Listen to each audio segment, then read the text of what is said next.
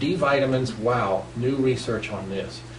The reason we probably have flu epidemics and that in the winter is we don't get enough sunshine and we don't get enough vitamin D.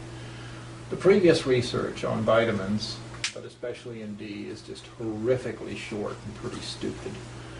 The Canadians have found that you can get maybe a 52% reduction in ovarian and breast cancers if you get yourself 3,000 units a day of vitamin D. 3,000. Wow. Yeah, I remember it used to be on milk cartons that would give you 400 units a day of vitamin D, and this is all that you need. Okay, so yeah, get yourself up into 3,000 and 4,000. This enhances the immune system, your old friend, my old friend, and then it also keeps the body very, very, very healthy, promotes good solid bone growth, and I'm leaving out a whole bunch of them, but it's an amazing, amazing vitamin to keep in there.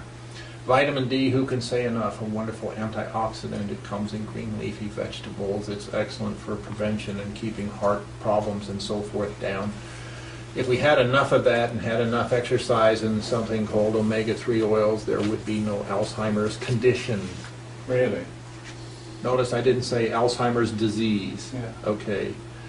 Alzheimer's condition is associated very strongly, and there's excellent, excellent research about this. It's associated to the excessive amount of intake of sugar and the limited, inadequate amounts of all of your omega-3 oils and lack of exercise. And I'd probably say probably 3 or 4 other things tossed in there too. But there goes that huge myth that there's Alzheimer's disease out there, and we haven't spent nearly a trainload of money, $100 bills I'm talking to. We haven't spent nearly a trainload of money yet finding nothing about it. But we do have one researcher at University of Oklahoma who spot one of the genetic codes that seems to lead to the entanglement of the neurons in the brain system and then the filling in of this gooey protein substance. Okay, hoorah. When everywhere you look, you don't have to have Alzheimer's disease if you live in the Orient, because you get ginkgo biloba, and you get good nutritional, and you get good herbs, and you follow sensible eating programs.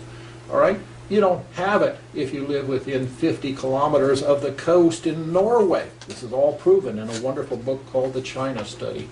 You don't have it if you live within 50 kilometers from the coast in Norway. Why?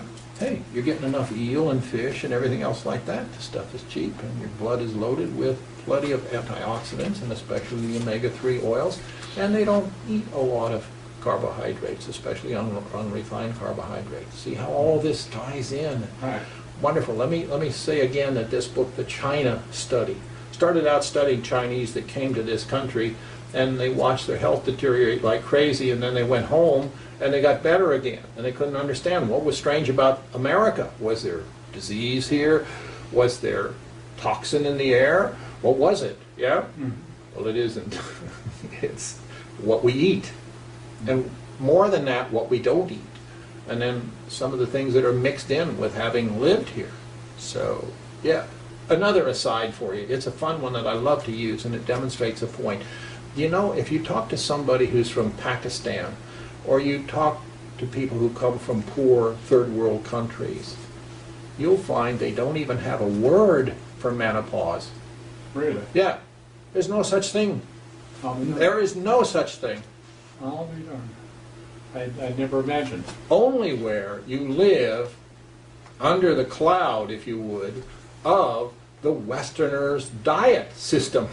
I'll be darned. See, plants have estrogen and amounts of progesterone in there. And if you are eating those plants without cooking them, chopping them, baking them, microwaving them, and stomping them, you don't have to worry about menopause. Okay. Got it? Yeah, right. But that's why all of our women are getting hot flashes and getting hysterectomies, and they're getting this garbage called horse urine estrogen, which is 3 times more potent than standard human estrogen. Yeah? And let's trail that off a little bit and develop that point. Remember when I started in practice, if you had women that had bleeding during their early trimesters and you gave them 25 milligrams of DES and put them to bed, that's diethylstilbestrol, that's a form of estrogen. They did fine, except they learned that their daughters had very high rates of cervical cancer. It can pass through from one generation to the next generation, this tossing in, indiscriminate tossing in of these hormones, especially horse urine hormones. They're very potent, and they're not for humans. They're not at all for humans. In fact, 2 years ago, because I follow this, I'm a radio announcer and I have a show on my own hook. The only cancer that went down in this United States was breast cancer and ovarian cancer. And they couldn't figure it out. It went down 7%. And all the other cancers were up -2%. Yeah. They were up 0.2% or down 0.3%, all within 1% of each other. They're not doing anything for cancers, by the way. But at the same time, somebody said, well, it's perfectly evident to us. We made all of you doctors stop giving this estrogen and progesterone to your women. And that's why it's happened. Oh, no, the drug companies had an awful lot to say about that. Okay, well, I just wonder why. So, but that's a subject for another day. Right. So now we're at the end of sort of the vitamins and the minerals and a few comments there. Omega-3 oils, I went to a course, took 2.5 days, 3 days to just put out everything about what these omega-3 oils do for you. Yeah, they're the deep fish oils, sometimes flax oil. But these things make all of your pain medicines. They also retard your ability to ache and hurt because it stops the cascade of something in your body called your allergy system. And your allergy system is tied to your arthritis, and it's tied to your problems with your skin, and it's tied to, your, again, your achiness, etc., etc. You don't have to buy a single drug for pain, unless it's codeine or whatever, if you have a severe injury, if you make enough of your own antiprostaglandins. But you look at the brand names that are out there, and you will see that they are nothing but expensive antiprostaglandins. Why are they expensive?